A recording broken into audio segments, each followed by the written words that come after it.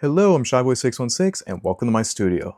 And this time we are talking about Dragon's Dogma 2, 1 year later.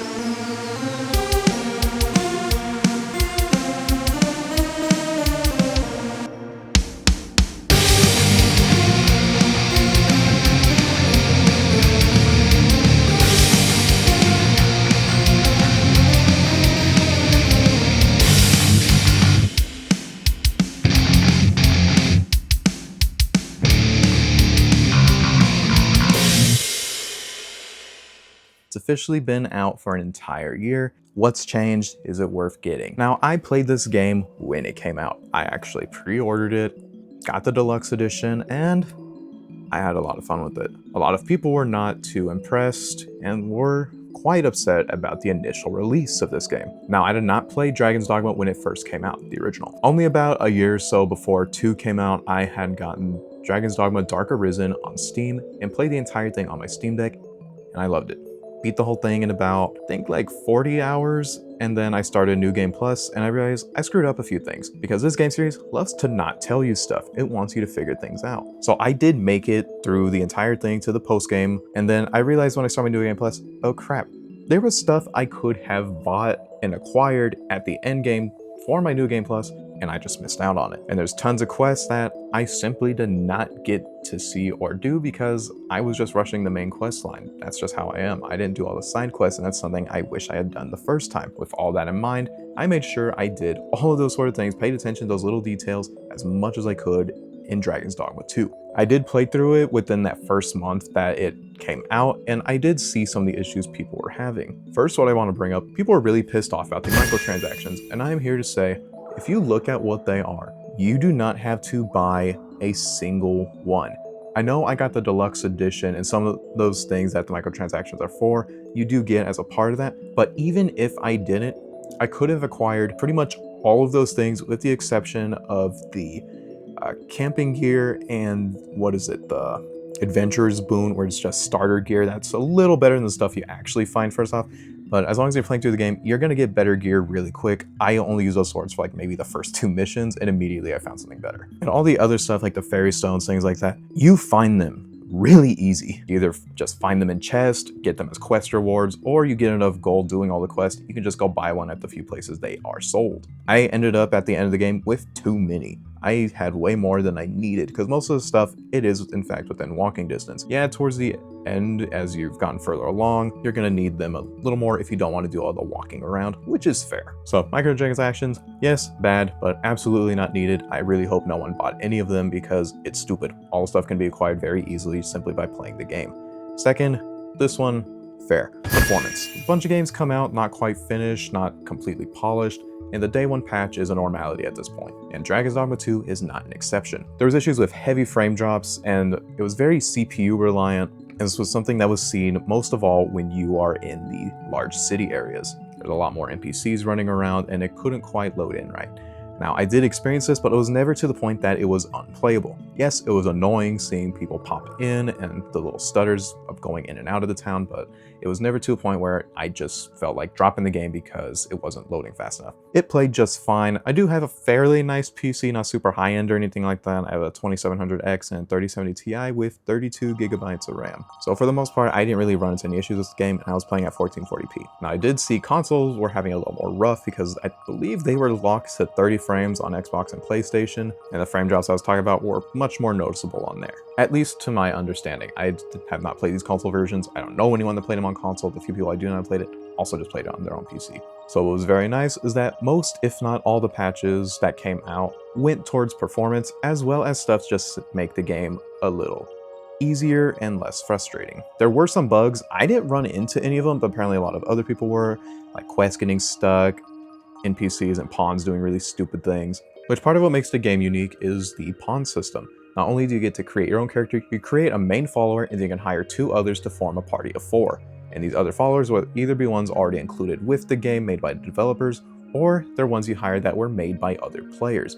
and their behaviors are very much affected by not only by the way they were made, but by the way people play with them. What I found very interesting, my first pawn, I initially made her an archer. And what I found interesting every time I would load back into a game that someone had used the pawn, there would always be comments about their archery skills not being so great. And I don't know how or why. I have noticed they didn't do much damage during the fights, let me switch their vocation, and I never saw that again. But when I added an archer back into my party using someone else's pawn, I saw mine even comment on the fact that their archery skills weren't that great before, and I thought it was so weird that the pawns would comment on little things like that. It's just unique things like this that make exploring the world and playing through it so much more exciting.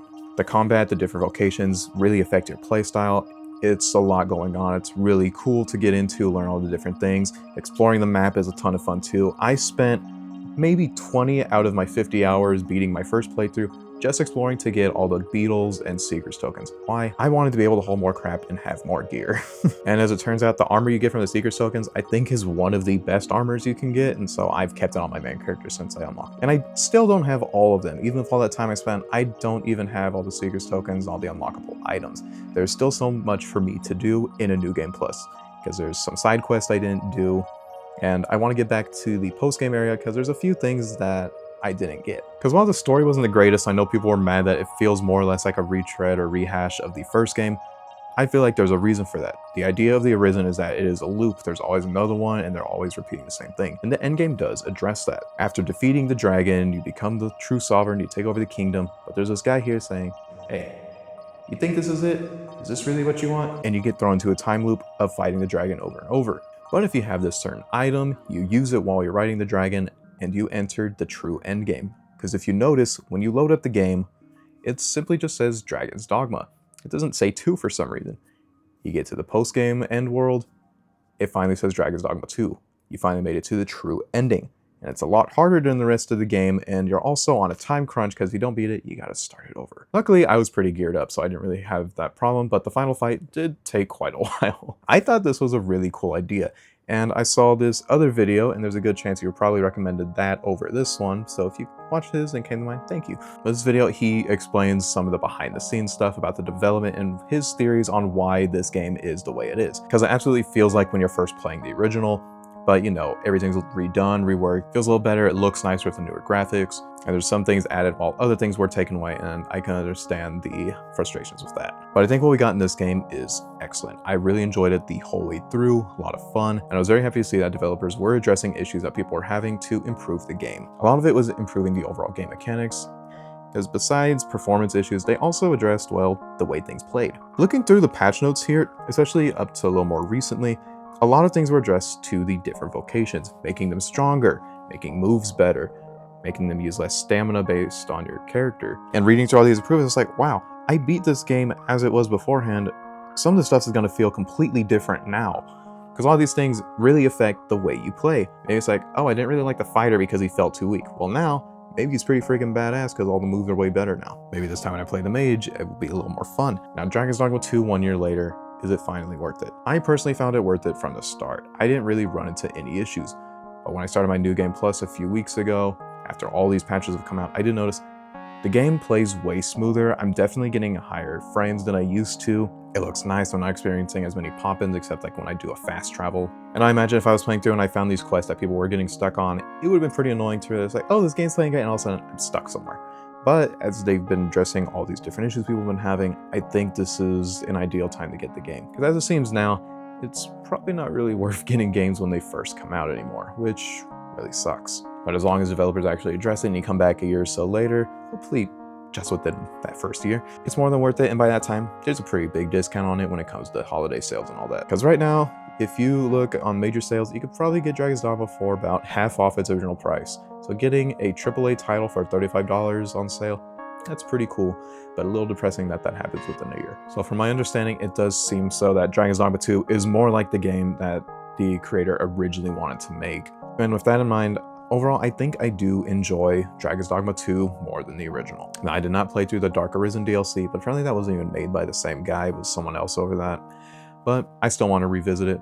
Overall, I would highly recommend Dragon's Dogma 2. It's a lot of fun, the combat's unique, I love the party system, and the fact that they have addressed all the performance issues, weird things happening with the pawns, NPCs, quest lines, bugs, which again, I didn't really experience any. The fact that the overall experience is a lot more smooth and caters more to the player to make it a lot more fun and have the action more exciting, I think it's a great pickup. If you enjoyed what you saw, leave a like, subscribe if you haven't already, and share the video. And feel free to leave any thoughts you have down in the comments below. And if you like, you can check out my other channels. I have one dedicated just to gameplay, one for trying and making different foods, and one where I put my own original short films whenever I do make something.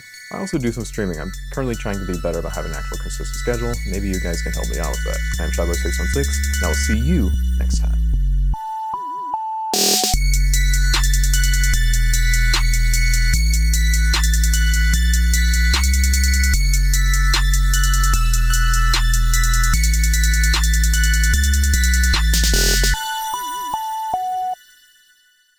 See you next time.